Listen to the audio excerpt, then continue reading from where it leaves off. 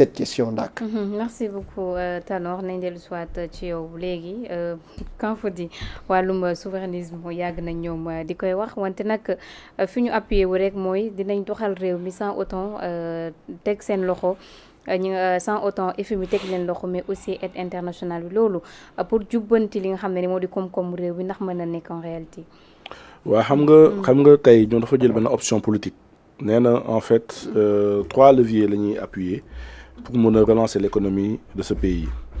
Donc premier levier bi on peut tous être en phase là-dessus moo nekk li nga xam ne moom mooy dépenses publiques réduction des dépenses publiques boobu honnêtement je pense que tout politique tout acteur politique tout membre de la société civile tout citoyen imbu de bonnes valeurs de vérité et de justice war na mën a d'accord ci réduction des dépenses publiques sauf que sur la réduction des dépenses publiques dafa am partie yu ñu fàtte ñoom mais partie yi nga xam ne daf leen concerné ñoom mooy les dépenses de leur fonctionnement loolu laalu ci di ko laaj aussi di ko invité mu laalaat partie boobu parce que comme ils disent que apparemment hier il a dit que le plan c'est un plan qui est proposé mais apparemment il y a des équipes qui ont travaillé sur ce plan nous invitons ces équipes à y rajouter cet aspect en termes de contribution.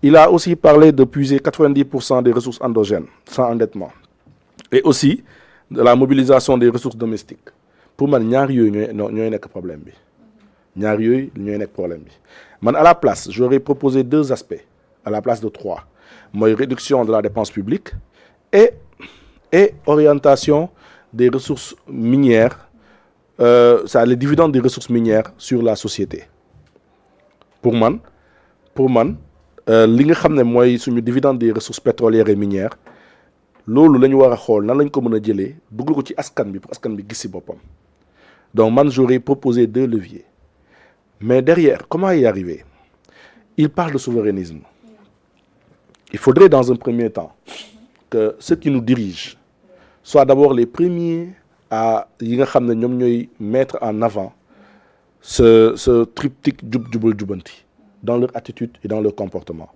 gis nga soo bëggee peuple ànd ak yow ci dara day fekk yow nga wane les bonnes intentions nga doxee ko il faudrait dans un premier temps qu'il y ait de la justice et de la vérité surtout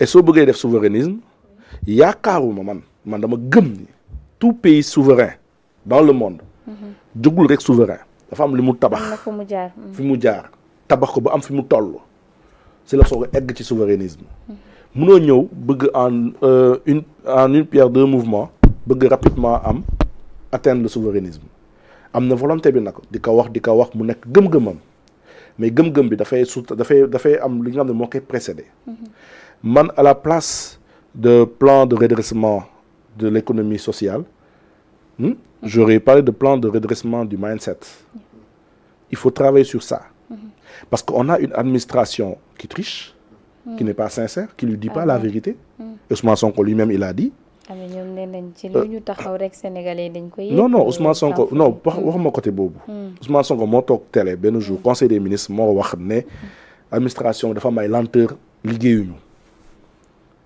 loolu façon de tricherie la parce que lenteur yooyu mu am moom mu ngi wax ko mais da ngay gis ki génn taxaw dina defal ay plan defal la ay projet def communication fay journalistes yi ne on a fait ceci on a fait cela gars yi jàpp ni ñii ñu ngi liggéey mais en réalité liggéeyuñu benn deuxièmement il faudrait de la vérité dans les actions que l'on mène pas d'individualisme il faudrait tey moins de corruption tey da ngay nekk tey ministre wala nga nekk directeur wala nga nekk dara tu cherches des prête-noms sur des marchés que tu leur soumets à l'intérieur d'une même administration on ne sait pas peut-être que c'est toi mais suñu nee ba ci biir dañuy xam ni yow yaa moom lii ba ci ay événement su amee sax kii ñëw gérer événementiel bi sax sa nit la wala yaa moom société bi ci suuf rien n'a changé c'est juste les hommes qui ont changé c'est le parti qui a changé ñi fi nekkoon doon def yooyu ñu xeex ko ñii ñëwaat maanaam soo bëggee redresser réew da ngay redresser mentalité nit ñi jikko sénégalais il faut repenser l'homo sénégalensis mais ñoom ñu ngi am vision 2050 mais ils pensent à un prochain mandat dans l'objectif qu'il nous a parlé il a dit essayer de changer une nouvelle vision par une ancienne vision et l'objectif derrière c'est de pouvoir atteindre l'objectif visé par le presse serait, selon le Premier ministre, de tourner le braquet d'un modèle ancien vers un modèle nouveau, préalable à l'impulsion et à l'accélération. Ces réformes constitueront une des priorités du premier quinquennat. C'est-à-dire, ils pensent déjà à un premier quinquennat. Alors que si tu as une idée révolutionnaire, tu ne dois pas passer au quinquennat. Tu dois penser aux générations futures. Tu dois penser à ta vision. Tu dois te projeter sur 2050. Et là, je saurai que c'est sincère. Et que ni réellement, ils veulent vraiment le souverainisme. Parce que Ousmane Sonko, histoire politique au monde. Le président Diomaye Faye, ils ont des conseils, donc, le souverainisme, ce n'est pas de 20 mots. Ce n'est pas des discours, des slogans. Ce n'est pas le dire, mais c'est agir en conséquence. Est-ce que ils agissent en conséquence? Est-ce que ils sont dans le don de soi? Ousmane Sonko prend des jets privés pour des voyages. Il ne voyage pas en classe économique. Donc, il ne peut pas me dire de serrer ma ceinture. Donc, si nous avons commencé, honnêtement, je vous le dis, même l'opposition va suivre. Ah bon? Parce que ils ont quand même posé des actes. Je ne pense pas que nous devons acter non. Ousmane Sonko en classe économique. Les ministres ont diminué leur salaire, ou bien les directeurs, leur salaire, leur avantage. Et que Tanor li gis lolu di ko kaas Tanor dina appuyer, dina accompagner lolu. Il va se dire que ça c'est quand même noble. Quand Thomas Sankara voulait révolutionner son peuple, son pays, il a posé lui des actes, lui d'abord. Il a posé des actes et le peuple a suivi.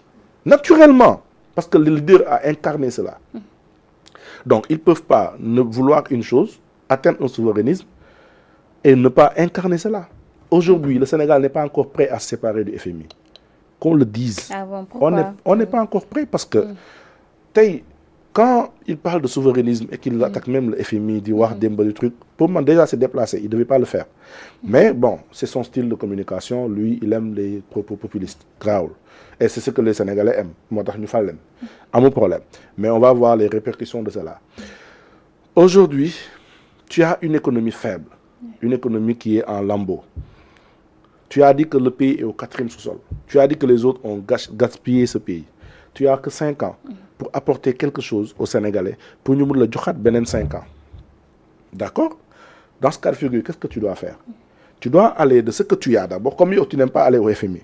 Pars d'abord voir ce que tu as comme ressources, ce que tu as comme dividende, et discute avec les Sénégalais sur comment l'orienter au niveau des populations.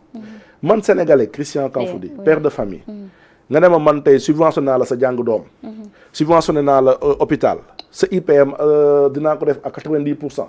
Je te jure jox naa la 2e mandat. parce que da nga may soulager lu bëri. parce que wàññi nga charge yu bëri ci père de famille bi ma nekk le pouvoir des Sénégalais. loolu soo ko defee man dinaa jógaat ñëw ne kon li ma yor as tuut di gagné mun naa ko business du tijji benn entreprise tijji benn projet après mu dox. su dee da nga bëgg souverainisme mais sooy voyager yóbbul say géant. C'est ce secteur privé. Le secteur privé qui est là aujourd'hui. On a vu un Dembaka, EDK, pour ne pas le citer, qui a fait une acquisition récemment. Ce sont des gens qu'on doit valoriser. On doit faire d'eux des mastodontes en Afrique. Le président Ousmane Sonko, le président Bassirou Diomaye Faye, le premier ministre Ousmane Sonko doivent travailler en ce sens. À faire de nos géants entrepreneurs, mais des géants dans le monde. Tu t'attaques à TikTok. Alors que TikTok, les gens en font une entreprise. Que tu ligues, des business am, influenceur le oui, mais l'autre les surtout là, parce que tu as un emploi, tu as un crédit. Influenceur non, mais même si tu as un dërëm sax, mais tu as présager que dañoo yor. Nga présager que dañoo yor. Mais en réalité, ñom ñu ngi sant Yalla. Parce que ñom si loolu lañuy liggéey di dakh sen fin du mois dakh wéccat. Parce que joxo leen li nga xamné mën nañ ci génn. Les boys qui sont dans les paris foot. Amuñu emploi dañuy dem xol nu ñuy jëmee am benn carte jouer benn code bu jàll pour am weccat nga bu leen fayloo impôt te dañuy takkale.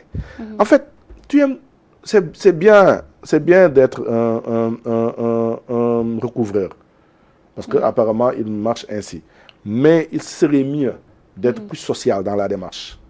C'est ça qui manque à ce régime, d'être plus social, d'être plus empathique dans la souffrance des populations. Les populations qui sont là, ce n'est pas seulement les militants du PASTEF. C'est tout un Sénégalais. C'est tout un Sénégal.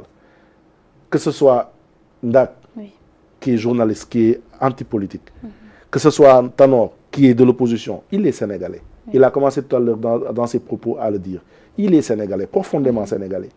Tey aujourd'hui situation économique am su stable dina mën a sax cotiser loo ko laaj mu jox la ko parce que moom xam na ni loolu mooy waru ganam mais tu sautes l'essentiel pour aller directement vers des propositions yi nga xam ne tu vas tirer dans la poche de celui qui n'a rien pour essayer d'y trouver quelque chose. Les poches sont vides et sont trouées.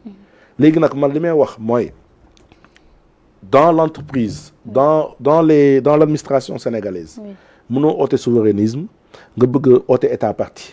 Il faudrait qu'ils corrigent leur communication. Parce que Ousmane Sonko m'a fait il n'y a pas longtemps une communication dans ce sens. Ousmane Sonko m'a interdit à des ministres, à des directeurs, à des chargés de communication dem ci yenn plateau télé. Tu ne peux pas vouloir appeler à un redressement et vouloir être fractionniste dans ta démarche. Donc c'est pas bon. Il faudrait que le président Bassirou Diomaye Faye et Ousmane Sonko, le Premier ministre, qu'ils s'ouvrent à tous. Qu'ils s'ouvrent à tout le monde. Et qu'il parle à tout le monde. Et qu'il soit dans le débat utile, pas dans les polémiques futiles. Et qu'il évite, lui, de tenir un discours incendié, un discours d'attaque. Tu ne peux pas traiter à une société civile de fumier et vouloir demain que cette société civile travaille avec toi dans ce redressement. Mais est-ce que nous avons dit aussi qu'il faut rectifier les paroles? Parce que vous avez c'est parce que peut-être propos yi mu yëkëti won envers am na regret bu ci am. Mais xam nga li problème bi moo nekk moom même su amee regret propos yooyu noonu tey il faut avoir l'humilité quand on est leader de reconnaître son tort et d'inviter tout le monde. Parce que en invitant tout le monde tout le monde, toute l'opposition, la société civile, les acteurs yi nga xam ne ils sont dans l'entrepreneuriat, en invitant tous les acteurs de notre système économique à travailler dans ce plan de redressement, il faudrait que dès